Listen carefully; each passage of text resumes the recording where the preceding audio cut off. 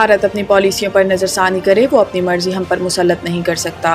اسلام آباد میں انسٹی ٹیوٹ آف اسٹریٹجک اسٹڈیز کے یوم تاسیس سے خطاب میں اسحاق ڈار نے کہا کہ بھارت نے فالس فلیگ آپریشن کی آڑ میں پاکستان پر جارحیت مسلط کی اور ہم نے بھارتی جارحیت کا فوری اور مؤثر جواب دیا۔ بھارت نے پہلگام واقعہ پر جھوٹا ڈرامہ رچایا، بھارت اپنی پالیسیوں پر ایک بار پھر نظر ثانی کرے۔ انہوں نے کہا کہ پاکستان اپنی خود مختاری اور علاقائی سالمیت کے تحفظ کے لیے پرعزم ہے۔ بھارت آبی دہشت گردی کر کے 24 کروڑ پاکستانیوں کو یرغمال بنانا چاہتا ہے۔ بھارت اپنی مرضی پاکستان پر مسلط نہیں کر سکتا۔ بھارت یک طرفہ طور پر سنتاس معاہدہ معطل نہیں کر سکتا۔ بھارت پانی کو بطور ہتھیار استعمال کرنا چاہتا ہے۔ نائب وزیر اعظم کا کہنا تھا کہ کشمیر عالمی سطح پر تسلیم شدہ مسئلہ ہے، اس مسئلے کے پرامن حل سے خطے میں امن ہوگا۔ بھارت عالمی قوانین کی کھلی خلاف ورزی کر رہا ہے اور پاکستان پرامن بقائے باہمی کے اصول پر عمل پیرا ہے۔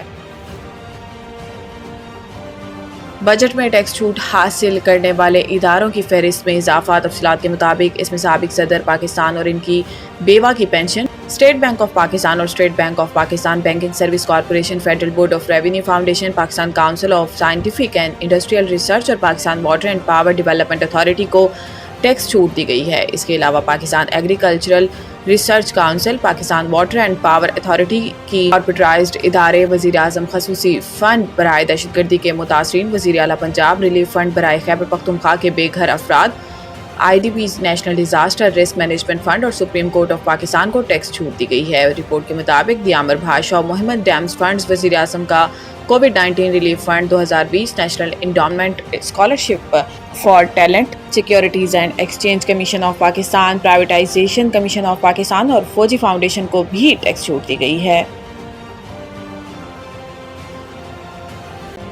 ہماری پارلیمنٹ ہماری جمہوری نظام میں مرکزی مقام رکھتی ہے۔ صدر مملکت آصف علی زرداری نے پارلیمنٹ کے عالمی دن کے موقع پر اپنے پیغام میں کہا کہ پارلیمان عوام کے خود مختار نمائندہ اور آئینی اقدار کی نگہبان ہوتی ہے۔ ہم جمہوریت، آزادی، شمولیت کے اصولوں پر کاربند ہیں، رواداری، معاشی اور سماجی انصاف کے اصولوں پر کاربند رہیں گے۔ صدر مملکت آصف علی زرداری نے کہا کہ پارلیمنٹ قومی پالیسی کی تشکیل میں کلیدی کردار ادا کرتی ہے۔ پارلیمنٹ شفافیت اور جواب دہی کو یقینی بنانے، پارلیمنٹ شہریوں کے بنیادی حقوق کے تحفظ میں کردار ادا کرتی ہے۔ صدر مملکت نے اپنے ایک پیغام میں کہا کہ اس اہم دن کے موقع پر میں پارلیمان کی کاوشوں کو سراہتا ہوں۔ پارلیمان طرز حکمرانی مؤثر جمہوری ادارے مؤثر بنانے میں کردار ادا کر سکتی ہے۔ پارلیمان شفاف، جامع اور عوامی شراکت پر مبنی طرز حکمرانی کے فروغ کے لیے کوشاں ہے۔ وزیر اعظم شہباز شریف نے اپنے پیغام میں کہا کہ یہ دن جامع طرز حکمرانی کو فروغ دینے میں پارلیمان کے اہم کردار کو واضح کرتا ہے۔ ہماری پارلیمنٹ ہمارے جمہوری نظام میں مرکزی مقام رکھتی ہے۔ انہوں نے کہا کہ پارلیمنٹ قانون سازی کے اختیارات کے ذریعے احتساب، ایگزیکٹو کی نگرانی کو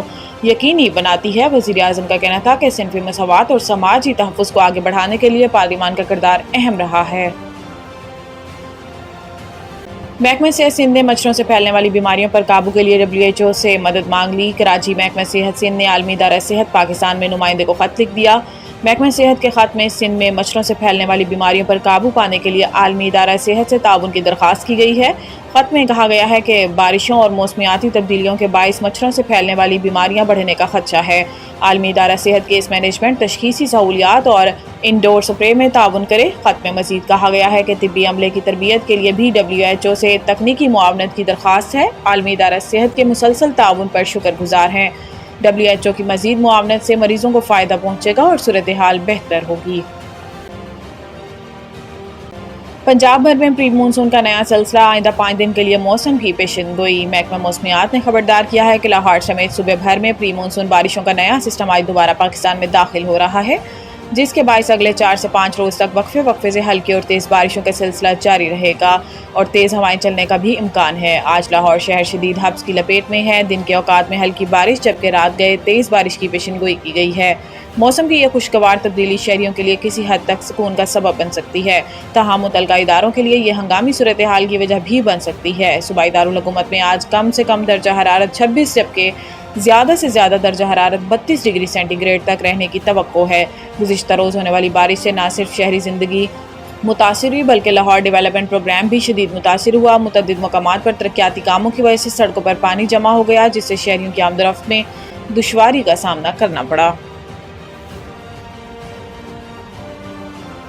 اظہر محمود قائم مقام ریڈ بال ہیڈ کوچ مقرر۔ پاکستان کرکٹ ٹیم کے سابق باؤلر اظہر محمود عبوری ریڈ بال کوچ مقرر کر دیے گئے ہیں۔ اظہر محمود اپنے موجودہ معاہدے کے اختتام تک اس عہدے پر کام کریں گے۔ قومی ٹیم کے اسسٹنٹ ہیڈ کوچ کے طور پر خدمات انجام دینے کے بعد اظہر محمود طویل عرصے سے ٹیم کے اسٹریٹجک کور کا ایک اہم حصہ رہے ہیں۔ مائک ہیسن کے ہیڈ کوچ بننے کے بعد اظہر محمود ٹیم مینجمنٹ کا حصہ نہیں رہے تھے۔ اظہر محمود بنگلہ دیش کے خلاف ہوم سیریز میں ٹیم مینجمنٹ میں شامل نہیں تھے۔ واضح رہے کہ اظہر محمود کا اپریل 2026 تک پی سی بی سے معاہدہ ہے اور اس دوران پاکستان نے 2 ٹیسٹ سیریز کھیلنا ہے۔